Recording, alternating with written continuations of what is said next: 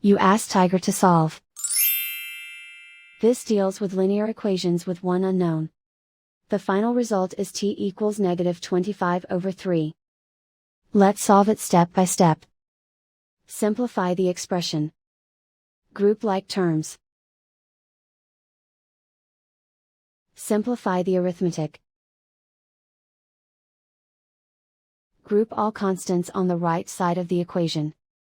Subtract 25 from both sides. Simplify the arithmetic.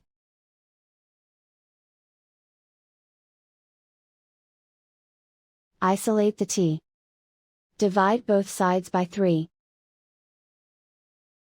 Simplify the fraction.